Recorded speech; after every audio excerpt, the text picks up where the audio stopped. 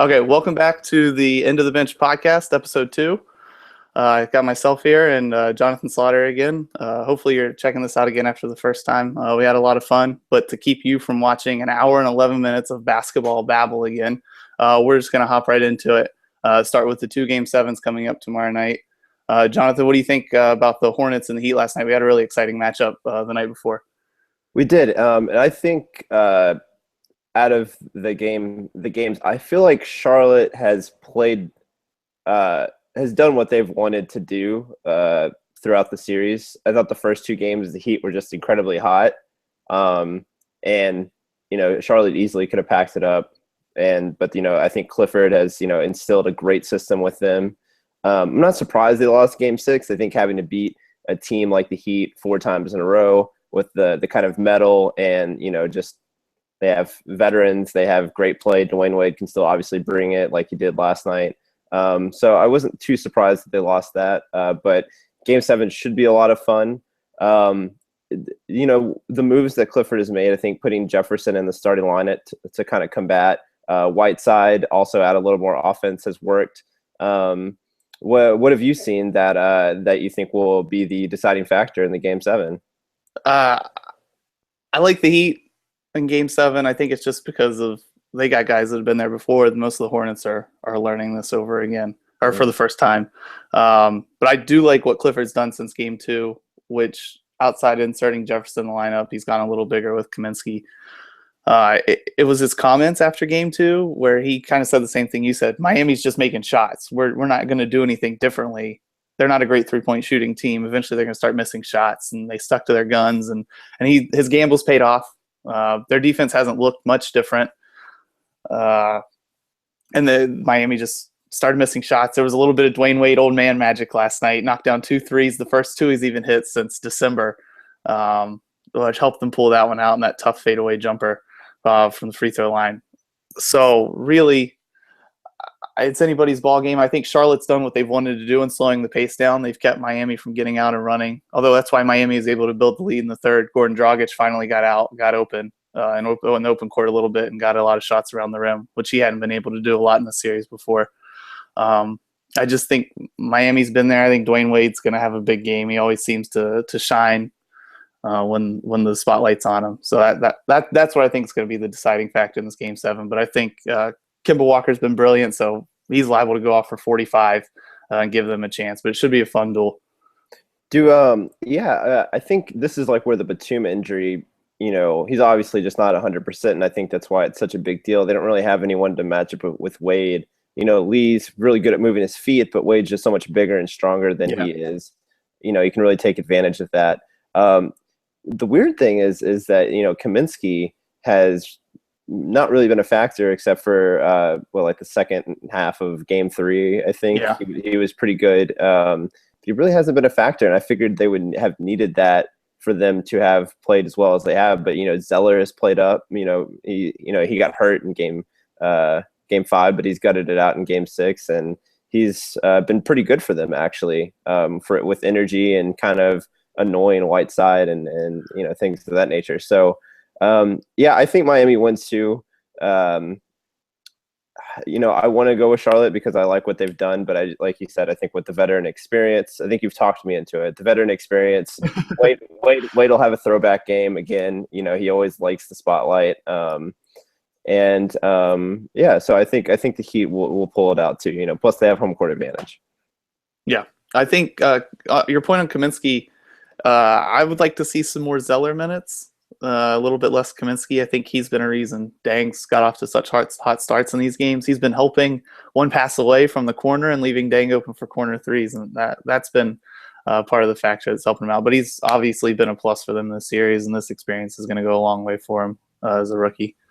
Yeah, and you hope that the Richardson injury, hopefully he's okay. It looked like he was really hurting. It didn't look bad on camera, but he was gingerly holding that shoulder. I've dislocated a shoulder enough times to know that shoulder injuries are not particularly fun. So hopefully he is okay. Yeah, luckily not a shooting shoulder. So yeah. So let's get Pacers Raptors. You gonna stick by that Pacers pick? Still sticking with the Pacers. Still sticking with the Pacers. It's kind of played out. exactly how we thought it would, to be honest. Yeah. Paul George has done a number on DeRozan. We had, Kyle Lowry in the wins. He's played really well. In the losses, he's been a no-show. Yeah. I think the Raptors' defensive rotations have gotten better. It seemed like in the first game, George Hill was just open for whatever reason. It just seemed like he was all over the place. Didn't really matter. Corner, angle, at the top. He just opened for three. So it seems like they've kind of fixed some of that. But I think that Vogel is just a better coach than Casey. And Zach Lowe has brought this up a lot about Nate Duncan, Norman Powell playing over Terrence Ross. Terrence Ross hasn't really brought anything this series. And when he's not making shots, he's not really a hustler. He doesn't really get rebounds. He doesn't, pass the ball well or create for others. So, at least Norman Powell defends and rebounds, and he can knock down some open shots too. Not great, but he's as effective as Ross has been. So I think decisions like that are going to swing the game. But I just think at the end of the day, they started playing Miles Turner at the 5. Vogel did, and I thought that was pretty fun and effective. And I just think Vogel has a couple more bags up the tricks and is more willing to go to them than Casey will be. Plus, I think that the Raptors are going to be pressing hard. So I'm going to still stick with the Pacers. And I think Pacers Heat would be a ton of fun. Yeah, I agree with you there. I think I'm going to go with the Pacers as well. I think because Vogel's been a better coach. The stat on Kyle Lowry last night, they said he's the only player, which is pretty much a useless stat, but he's the only player in his first 6 games of a series to shoot under 40% in each game. He's not looked right. He's been aggressive and put his body out there, but I think his scoring's just been hurt because of the elbow injury. If it's still lingering, he wouldn't say it, but I think tell. Yeah, I think so too. I think the Vogel thing is 100% spot on. It was Zach Lowe that wrote about how bad this team is when they are on the floor without one of Ellis, Hill, and Paul George, and Vogel's kind of figured that out, especially after that 21-2 run that Toronto went on against that bench unit in Game 5 and didn't go to it. He kept one of those guys on the floor yesterday in the second half, and I think that paid dividends for them. Casey has made a lot of nice moves. We got to get him credit. He put Patterson in the starting lineup. He has played Powell more. I think he could go with been more. I mean, Valanciunas has been good when he's got the ball in the post in deep position. He's been able to score on Mahimi, but he's not gobbling up the rebounds Biyombo has, so maybe more Biyombo minutes would help those guys out. I think that would make it – I think it's going to be an entertaining game. Even though each game has been a blowout, I'm hoping for an entertaining Game 7. The other thing is I think Casey's got to stagger DeRozan's minutes some without Paul George on the court. I know he's a starter and you go to him at the beginning of a game, but Paul George almost renders him ineffective. It's the style he plays with him trying to get to the mid-range, get jump shots off over smaller guys, but Paul George just doesn't afford him that luxury that most shooting guards do when they're defending him. So it'll be an interesting match, but I do think the Pacers come out on top of that game. Yeah, it's an interesting parallel, actually, I think, with how DeRozan's minutes should be staggered. I think Vogel should do more of that with Ellis and play more CJ Miles with Paul George to be more of a knockdown shooter. And Ellis kind of, I feel like, can command the second unit better than Ty Lawson, who's, played like one good quarter this series. Yeah. So, there's some similarities there. Some of them are stubborn, but I think Vogel is just a little more willing to go out on a limb and do different things than Casey will be willing to do. Yeah, I agree with you. I think that'll be the difference in the series. Coaching decisions late in the game. Hopefully Monte Ellis made a couple of decisions last night, late in the third quarter when the game was close that allowed Toronto to come back. So hopefully he doesn't do that when they go, like you said. But we'll see. It should be a fun game. I'm hoping it's not another blowout like the first 6 have been one way or the other. But like you said, I think it'll be a Miami Indiana matchup, and that should be a lot of fun in the next round. A rare 2 Game 7s in the first round. So that's fun. Yeah. I think these are probably the two most two most evenly matched teams, especially after Paul and Griffin went down. You had Heat in 7, right? Yeah, I had Heat. I have to check. I think I had Heat in 6 or Heat in 7, but yeah, okay. I had Charlotte in 7, but I'm switching my mind. So so we'll see. All right, Go on to Thunder Spurs. Yeah, let's go Thunder Spurs. Okay. This is a weird. It's not a weird matchup, but it's weird because of their first round opponents. I don't really think you can take anything away from the first series, and I don't know. Like I went pretty much all regular season statistics for this, and trying to figure out what would happen, what would be exploited. Even the regular season matchups were very strange. There were some games that were super high scoring. They were like 112, 106, and there were some that was like 92, 83, and you're just you're kind of left like, who's going to control the pace, right? Is the superstars going to come out and better the coaching decisions of Pop? Or is Kawhi and LaMarcus Aldridge going to carry the Spurs? It's going to probably be a top 3 series of the playoffs, I would have to imagine. Yeah, I don't disagree with you there. I definitely agree with you. Can't tell a lot based off the first round matchup. Spurs Grizzlies is probably the most lopsided playoff matchup I can ever remember watching. But a lot of credit to the Grizzlies for making those last 2 games competitive. Yeah. Ish. And then same for the Mavericks and their win. And they made the Thunder, work, at least got under their skin, made them a little upset. They did do that.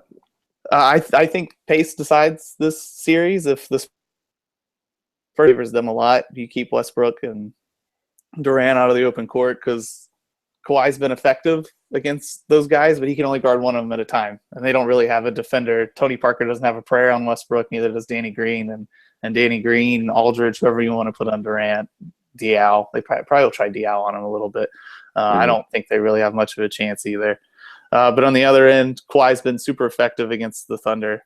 The series, he averages 7 more shots a game against them than he does in any other team and shoots it over 50% against them. So really their only answer is Durant. I think Roberson's too small to have a chance on Kawhi in the post, which is, Pop's offense looks good, but it ends up in a lot of Kawhi ups for buckets. So I think that's where they'll get the ball to Kawhi on the block if he gets Roberson. So I think it'll hopefully be a fun mano-a-mano Durant Kawhi matchup. A lot of the series. Yeah, I think there are 3 things that will decide the series. First, whether or not the Thunder can take care of the ball. Yeah. They're in the bottom third again this year in turnovers, which is weird considering how much ISO they have. Yeah. They can be a little careless, both Westbrook and Durant. And the Spurs obviously very good at taking care of the ball. So that one thing that the Thunder and Westbrook won't be able to do is probably get out and run as much as they'd like to. Based off of that. I think second is the rebounding battle. Both teams are excellent. Oklahoma City finished first in rebounding percentage. San Antonio was third. So I think whoever can take down the most rebounds, obviously this has a lot to do with defense as well, but I think Oklahoma City is such a good offensive rebounding team. It's imperative that the Spurs keep them off the offensive glass. Conter and Adams are both very good, and obviously Westbrook is the best rebounding guard in the league. Right. And then lastly, I think, the battle of the X factors for me, I think you're going to have good series from either Ibaka or Danny Green. I think kind of the winner of that little third head honcho, so to speak, is something that can swing the series, at least swing a game one way or another. Yeah, I agree with you. I think on Ibaka's usually pretty effective against the Spurs. They don't play him in Aldridge because they need him for outside defense. But if he can knock down some mid-range jump shots and cut off the ball, Westbrook and Durant are going to get so much focus from that Spurs defense when they have time to game plan for him that he can be a huge X factor in the series. And Danny Green's got to find a shot at some point. You expect it to happen. He's been so hot for a couple of years now for the Spurs and just seemed to cool off this entire season. So if he finds a shot, that'll be a big deal. I think the benches are going to have to decide this. The Thunder starters outscored San Antonio by 12.5 points per 100 possessions during the regular season. Cantor, I stole all these stats from HP's article yesterday. I'm just going to go ahead and let everybody know. Cantor in their 2 wins was a minus 16.5 on average and minus 6.5 in all 4 of those games. So I think if he's been really not a Cantor apologist, but he played well against the Mavs. He moved his feet better on defense, especially since Donovan's not had him blitzing pick and rolls and had him dropping back to help.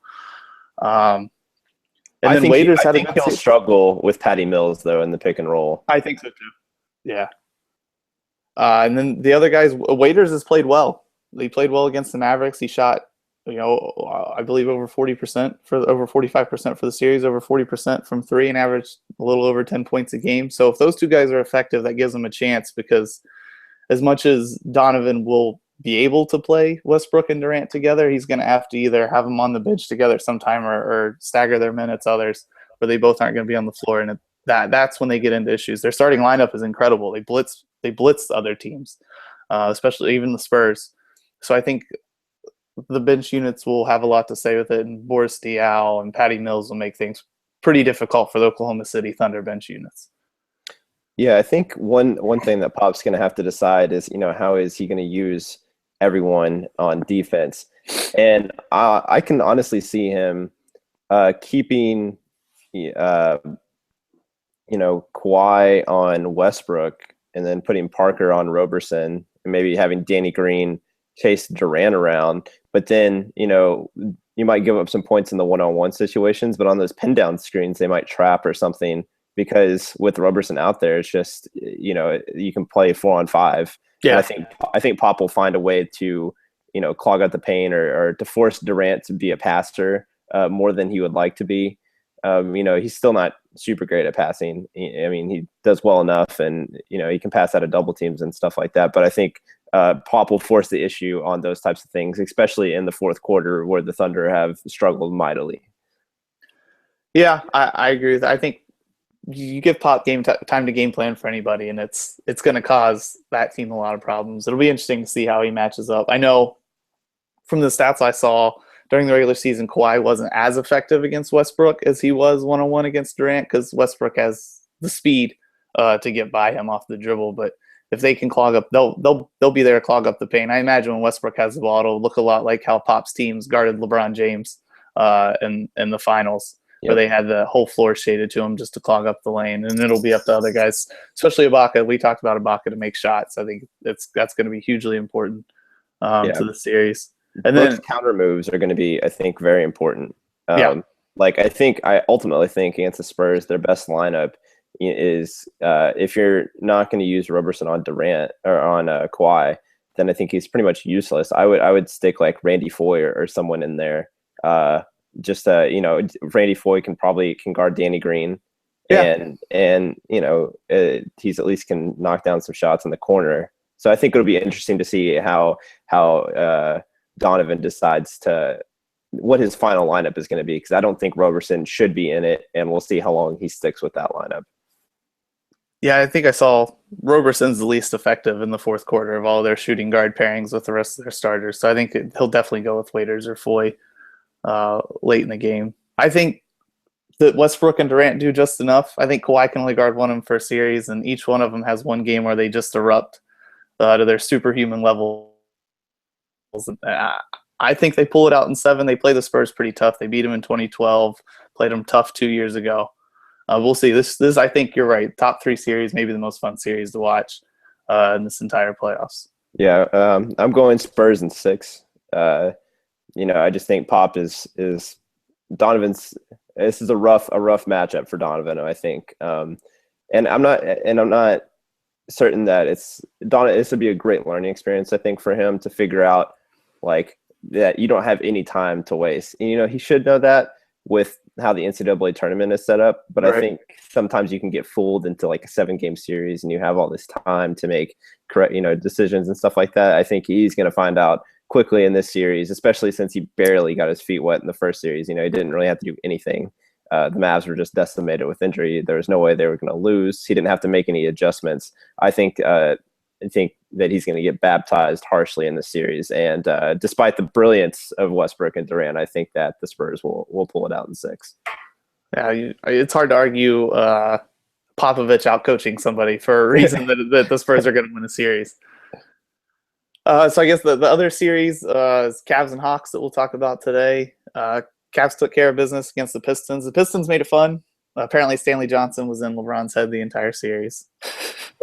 And I think the Pistons are 1 or 2 years away, and maybe like 5th free throw percentage away from causing some serious problems in the East if he ever makes that happen. And then the Hawks, Made it a little difficult on themselves against an undermanned Celtics unit who, because of Brad Stevens, that's what I'm going to say at least, played really, really hard and made that probably a little more competitive than it should have been. But Paul Millsap was incredible, especially in losing effort, unfortunately, in game 5, but he was really, really good in that series. Yeah. So I like the Cavs. I think they'll probably sweep this series. They were less healthy last year, did the same exact thing, and I don't think this Hawks team's any better than last year. When I was looking into doing some research for the series, the biggest thing I found is Tristan Thompson is uniquely designed, apparently, to stop Paul Millsap, who is what kind of makes the Hawks tick. I mean, it's the motion and stuff, but when Millsap's playing well, especially offensively and defensively, this team really clicks. Last year, in 15 minutes with Thompson on the bench, Millsap was effective. He only got 7 shots off, but he was effective offensively. But when Thompson was on the court, he only shot 33% in 127 minutes. And the trends held true this year. With Thompson on the bench, he's 7 for 10 this year in 22 minutes. And with Thompson on the court, he's 11 for 39. So this is something I just stumbled across. It seems like he's uniquely designed to stop Millsap. LeBron's in freak LeBron playoff mode like he always does, 0 dark 30, whatever you want to call it. He's got that look in his eyes like he wants it this year. And then I don't trust Schroeder. I watched him brick too many threes against the Celtics, and if you're not hitting them and they're giving you that shot and you're not a shooter, it's probably a reason you're getting that shot. He's still got some stuff to work through, but he was better at the end of the series. I just ultimately think the Cavs have too much firepower in the series. What do you think? I agree. I'm going to give Cavs in 6, actually. But, it's weird they say – I did not know that Millsap stat. That's very interesting, and it makes a lot of sense with Thompson's just athleticism. He can kind of – he's not as quick as Millsap, obviously, but he can move his feet well enough to make the shots difficult. And Millsap is better when he's driving as opposed to when he's shooting. Mm-hmm. And Thompson kind of alleviates that. I think he makes him a shooter more than a driver. So I do see that as a pretty significant problem. Again, I think coaching is going to buy a couple games here. I think Boldenhauser is a good coach, and I actually think the Hawks are a little better than they were last year, a little better suited to deal with this team. I think last year it was the Cavs roster where they were just bullying the Hawks was much better suited to beat the Hawks than they are this year, because the Hawks are a terrible rebounding team, and while the Cavs are a pretty good rebounding team, last year they were an amazing rebounding team with just the personnel that they had. And I think kind of to keep up with the spacing and stuff, I don't think Lou is going to go big to attack small. I think he'll go small to attack small. And Thompson is a great rebounder, but I think that's something that they just won't be able to take advantage of like they would last year. The one thing that I was really impressed with the Cavs with in this first series is they just didn't turn the ball over. Yeah, the highest assist to turnover ratio so far in the playoffs. And it's not like Detroit's an amazing defensive team, but just the execution seemed on point. And I think that, you brought up LeBron, 0 dark 30. I think whenever Curry got hurt, I bet he was like, man, this is a real opportunity. Yeah. And I think he's really going to turn it on. So it very easily could be a more lopsided series than I'm expecting. Some fun matchups, I think, that'll happen will be, Kent Bazemore versus J.R. Smith. Like, I can't think of a better, streak shooter, crazy player doing awesome stuff matchup than this in the playoffs. So I think that'll be a lot of fun. And I think how early Budenholzer decides to go with Millsap on LeBron will be very interesting as well. Because I think that's the only matchup. I think, Cephalosha can do some things, but I think at the end of the day in the fourth quarter, Millsap's going to be on LeBron, or at least that's what I want to see, because Millsap did a really good job last year. And I expect similar things from him this year. Yeah, I hadn't thought about a lot about the Millsap on LeBron thing, but that'll be a lot of fun to watch, especially since Millsap's been so good defensively and was so good effective against them last year. I'm interested. Kent Bazemore and LeBron James have some sort of weird rivalry that's been budding since this preseason. So I'm interested. Bazemore's played really well. He's obviously played his way to probably a double-figure a year contract next year. So I'll have fun watching that matchup at least in the first quarter. I think it'll be fun to see what Kevin Love can do in this matchup. I think he was very effective against the Pistons, especially in their small lineups against Drummond of all guys. But Drummond's not really designed to stop a guy like Kevin Love who can take him out on the perimeter. Horford's a little more comfortable out there, so that'll be a better matchup for him. And then I think cause problems. Kyrie Irving's kind of a lazy defender, so if you can get Kevin Love's guy with Teague in pick and roll situations, I think Teague will be able to get to a rim. And I don't know how he does half the finishes he does. That'll be fun to watch the finishes of Kyrie Irving and Jeff Teague this entire series around the rim. They're two of the craftiest point guards around there as far as finding angles and ways to finish. But I think Teague, if the Hawks are going to cause the Cavs a lot of problems, Teague's going to have to be effective in the pick and roll and getting to the basket and scoring at the rim and getting guys. If he can get guys in Thompson like foul trouble, all the better. That makes your offense more effective. I think the one reason I do believe that it'll go 6 is that I just don't think the Cavs can have their best lineup on the floor all the time against the Hawks' best lineup. You're talking about Tristan Thompson having to play Millsap, but then who's going to guard Horford? You can't have Love on Horford because Horford would just kill him in the post. So I think, I'm not sure how much Thompson can stay on Millsap, and if he does, then I think they're going to have Mozgov or someone else on Horford. That's not Love. So I think the Hawks can make that uncomfortable enough where if the Cavs keep with it, I think the Hawks can exploit it a little bit. And I'm not sure if Lou is gonna think to put Thompson on Millsap as opposed to Love on Millsap. You know what I mean? Yeah, I'd be interested to see how often the Cavs go small. If they want to put LeBron on Horford, I think LeBron can handle most centers in the post. I think he can handle Horford, or they could put LeBron on Millsap and let Thompson play Horford, and then you don't really have any pick and roll weaknesses. You can put Dellavedova in with that lineup and chase Korver around the 3-point line. Let J.R. Smith chase around. I think they have a lot of options. There's a lot of talent on that basketball team that LeBron makes even better. So the cross matches, you're right. I think ultimately LeBron's is LeBron playoff mode right now, and that's why it's going to go 4-0. But with the cross matches and coaching decisions, I could easily see the Hawks stealing a couple games just because Budenholzer makes the right decisions, goes to the right players, or Korver catches fire one game like he did against Boston. You never really know. Right, and the Hawks since January they've been an outstanding defensive team. Yeah, and that's continued onto the playoffs. I mean, they held Boston to 42% for the entire series, which is incredible. I think that this is like a strength on strength matchup. So I think who dictates pace. Despite the Hawks seemingly play small, they don't really like to pace it up too much. And their second unit with Schroeder, they're a little better. But I think that who controls the pace, who controls the boards, is going to be a deciding factor. Similar to the Spurs Thunder series, really. Yeah, I think if Atlanta gets to slow the game down, they give themselves a lot better chance. If we get out in the open court in that series, then I think that it definitely favors the Cavs. I do think the second units will be interesting, though.